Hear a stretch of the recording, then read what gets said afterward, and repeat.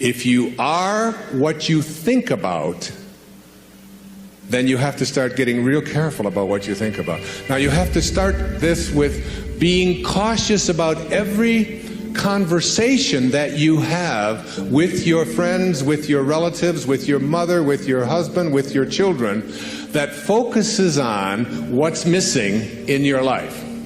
Because if you want to attract something into your life, something good, something grand, something godlike, something prosperous, something of well-being, health, whatever it might be, if you want to attract that into your life, but you're talking about what's missing and thinking about what's missing, and you understand that what you think about is what expands, you will continue to expand more of what's missing, and you'll continue to attract what's missing in your life. I never talk about what's missing in my life.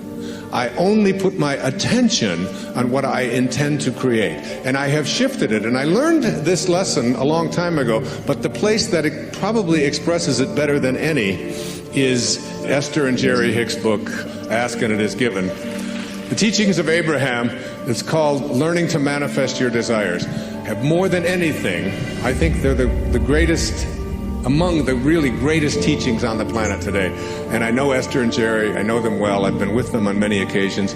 It's about practicing this idea of not putting your thoughts on what is missing and shifting it to, it's on its way. It's on its way. It's on its way. 4 words, just get them tattooed someplace inside of you.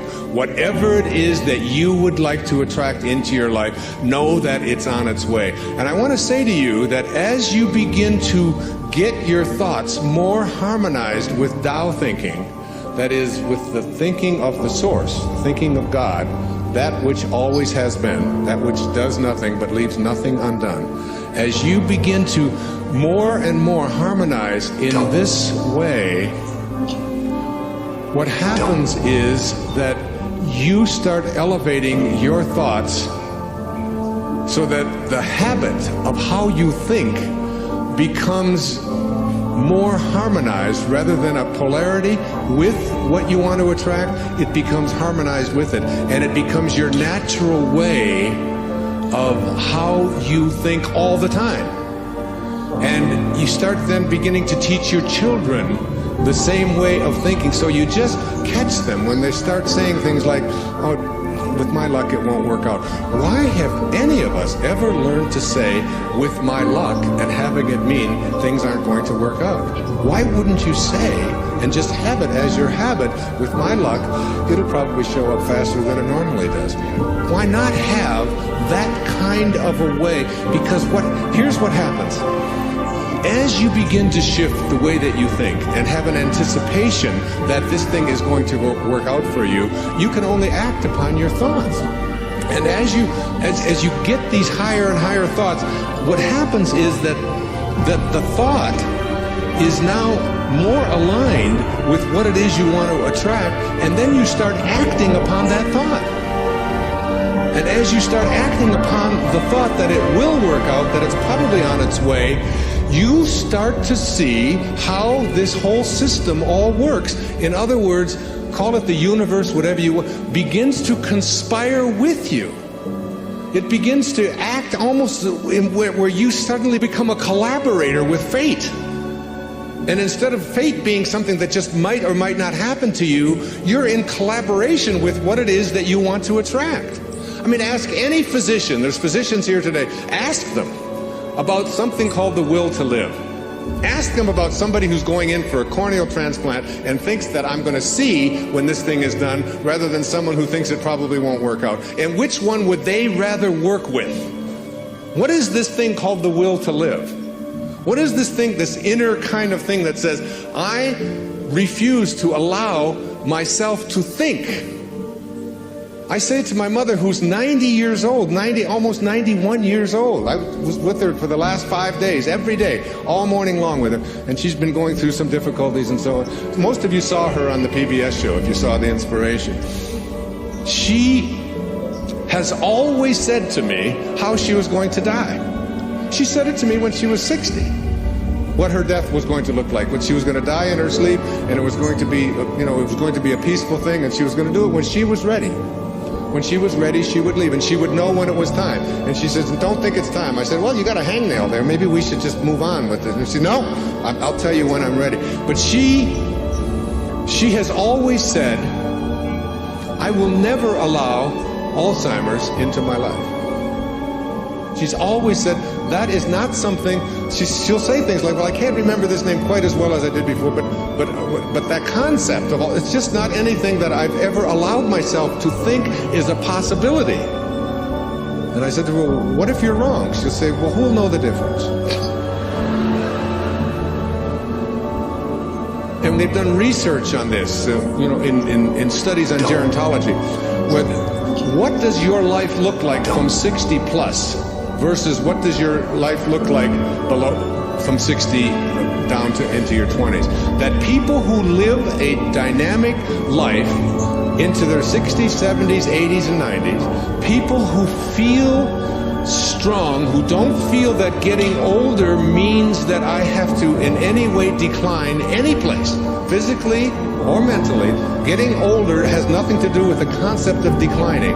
That when people are in their 20s and 30s and 40s and 50s, and this is their perception of what their life is going to be like when they're in their 60s, that those people have a much greater chance of not attracting the kinds of diseases that are so much age-related as do people who think of old as infirm and declining throughout their 20s, 30s, 40s, and 50s. That you change the way you believe about that and you say declining is not a possibility. I don't think about what's missing. You don't put your attention on what's missing. You don't tell other people about what's missing. And you don't tell other people about what you can't do and what isn't working, and how terrible the world is. And the Tao teaches so much of it was written for leaders, people in positions of power. But I've translated all of that into your own level of leadership. And the great leaders are the ones who eschew violence. You have got to get yourself to a place where you don't allow yourself to have violent thoughts come into your consciousness. That means you got to watch the movies you're watching. That means the games that your children are playing, video games, have got to be monitored and removed when they have violence built into them. It means that you don't watch the news and you don't read the stories, endlessly reaffirming what a terrible place this world is. It is not a terrible place. It's a perfect place. It's a beautiful place. There are just some leaders who are connected to Tao and others who are not. And we can create the kind of world that we want to create when enough of us begin to say, not part of my consciousness. Nope, I don't buy gossip. No, I don't buy violence. No, I don't have anything to do with that. And you just turn the channel, you turn it off. I pick up a Time magazine when I get on a flight, and I go through and I say, I won't read the stories that involve killing. I won't read this. I don't need to hear any more about any more people blowing themselves up. I don't need to continue to have that as a part of my consciousness, because I want to be someone who radiates out God-realized thinking. That's what I want to do. And I can't do that if I'm constantly being imbued with that. So I just go through the pages, and usually I say, oh, just threw away another $4.95. There's nothing in it to read.